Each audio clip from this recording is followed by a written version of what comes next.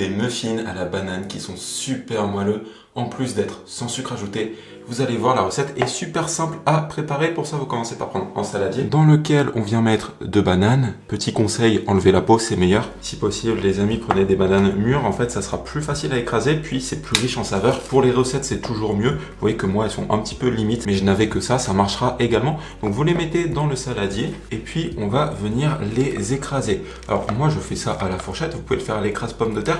Et si vous voulez des muffins qui sont très lisses au niveau de la texture, vous pouvez même en fait mettre tous les ingrédients dans un blender et puis mixer pour avoir une pâte très liquide. Ça marche aussi, mais bon, moi je fais à la fourchette, c'est un petit peu plus lent, mais ça fait moins de vaisselle et puis ça marche très bien également. Voilà, le but c'est d'obtenir une texture comme ceci. Alors vous voyez, il y a encore des petits morceaux qui restent, mais ça va. L'essentiel c'est que ça soit globalement lisse. On vient ensuite ajouter un œuf sans la coquille. Hop. Je viens de dire sans la coquille évidemment, et la coquille tombe dedans. Bon, on va dire qu'on n'a rien vu. 50 ml de lait, alors ça va permettre d'avoir une pâte un petit peu plus souple, qui va nous permettre d'obtenir des muffins bien moelleux. Ici, je le fais au lait de soja, mais n'importe quel lait marchera très bien. Et puis, on va déjà venir mélanger tout ça, qui sont tous nos ingrédients liquides. Voilà, une fois qu'on a ça, il va nous rester seulement nos ingrédients secs. Recette super simple. 120 g de farine. Ici, je fais la farine de blé semi-complète. Et de la farine de blé blanche classique, ça marchera très bien également. Une cuillère à café de levure chimique. Ah, pardon les amis, au niveau des ingrédients liquides, j'ai oublié non pas du café, mais de l'huile de coco, une cuillère à soupe.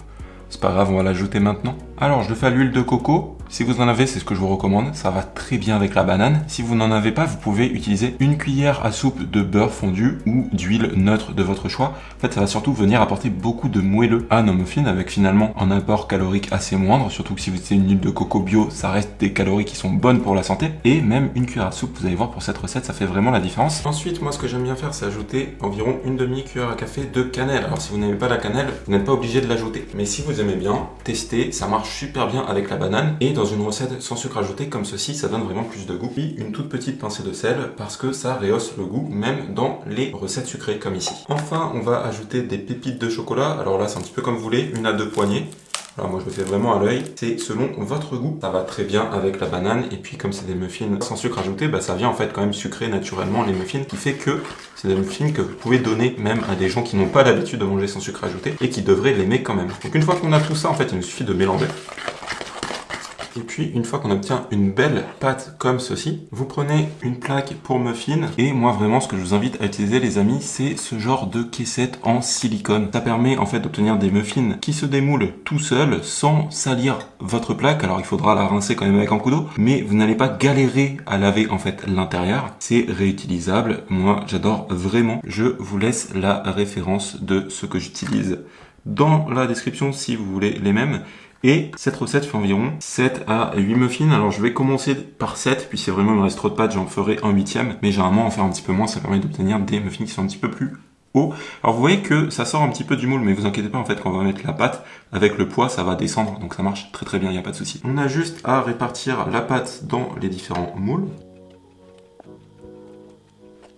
Voilà, moi je les ai tassés un petit peu pour que ça rentre dans cette moule. Et là, alors c'est pas du tout obligatoire comme il y a déjà des pépites de chocolat à l'intérieur, mais vous pouvez en mettre quelques-unes sur le dessus pour que ça soit visible en fait, tout simplement. C'est toujours délicieux, hein, les pépites de chocolat, on va pas se mentir. Et puis une fois que vous avez ça, ça va partir dans un four qu'il faut préchauffer à 180 degrés Celsius. Et puis une fois qu'il est chaud, vous enfournez pour 20 minutes de cuisson. À la sortie du four. Alors attention, c'est chaud, ne vous brûlez pas. Moi ça fait quelques temps déjà que je les ai sortis du four, donc ils sont tièdes, je peux, vous voyez, les manipuler. Et en fait, si vous les sortez, vous voyez que ça sort tout seul grâce à nos moules en silicone. Parfait. Puis je vous invite à les laisser refroidir entièrement sur la grille avant de déguster.